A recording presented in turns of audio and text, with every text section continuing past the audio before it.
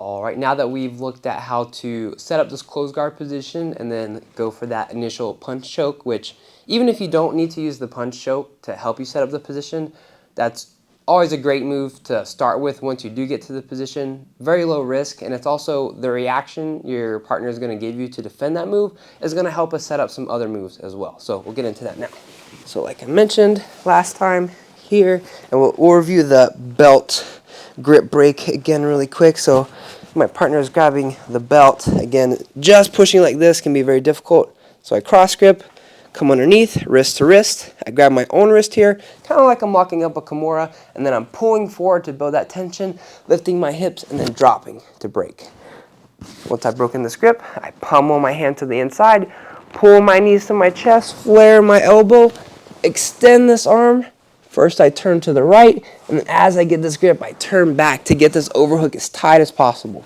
Again, a lot of people mess this up, and then this is all loose, and as soon as they let go, the top person just rips their arm out, and then I lost everything.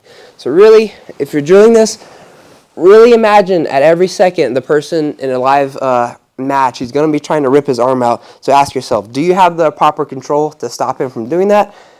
Be really conscious and mindful of what your legs are doing. Pull your knees to your chest, pinch your knees together, tuck that elbow to the side. Now I grab this cross collar, and as soon as I grab this cross collar, let go, control the head, pull him in. And again, I'm going to be trying to scoot to my side. If he lets me scoot to my side, great. If not, then I get that grip in the neck, start framing, extending, getting to my side, climbing my legs up here. Now, very common, once you start to apply this punch choke, the person is going to use their free hand to start defending and grabbing the wrist.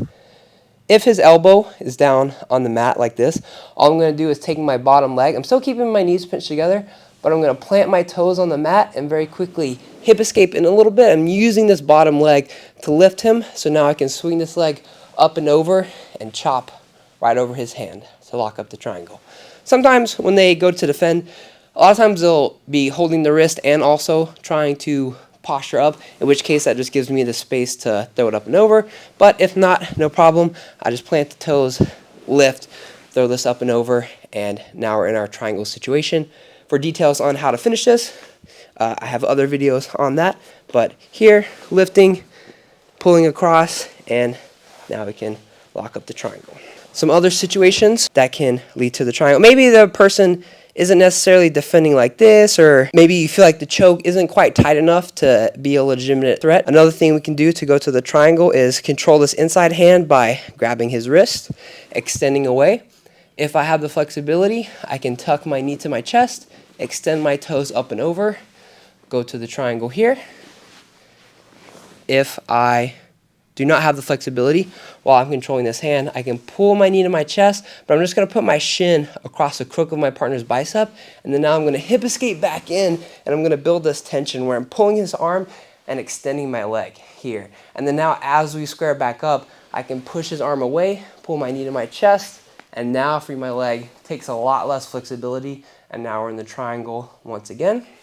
And one last option, when I'm in this closed guard overhook position, the main thing I have to worry about is my partner beating this bottom leg.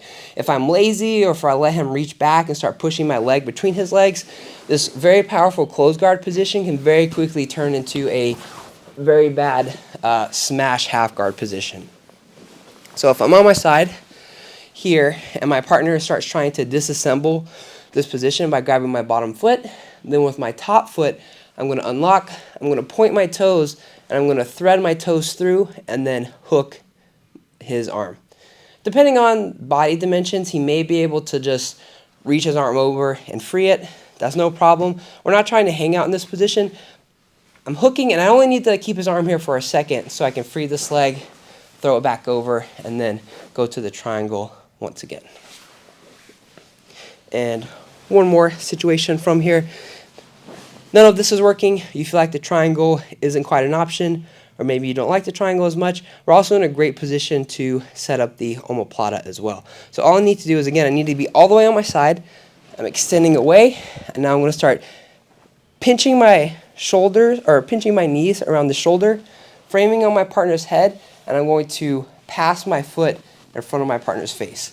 As long as you're on your side, this doesn't require too much flexibility. It's pretty much the same as if I'm just sitting in a chair with my leg crossed over my knee. The more I'm flat on my back, the more flexibility it takes for me to pummel my leg to the inside. So again, in this closed guard overhook, really make sure you're getting all the way to the side here. This is also a great option to go for if the person does manage to step over your foot here. So if they do step over the foot, I just want to make sure that my knee stays free of his knee line. So if he gets his knee line above mine here, I just need to frame, escape my knee, pull my knees to my chest, but maybe he's pinching his knees very tightly and I can't get my foot out. So now I extend away, frame on the face, pinching my knees on the shoulder, I pummel my leg in front. Now I can use my foot to extend him away, pull my leg out, and go to the omoplata from here. I mainly like to go for the triangle in that position myself, but if you're not quite feeling that, omoplata is a great option.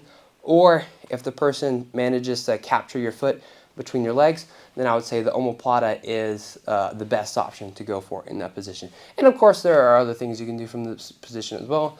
Arm bars, wrist locks, things like this. But I feel like the triangle omoplata combo here is a great place to start. Awesome.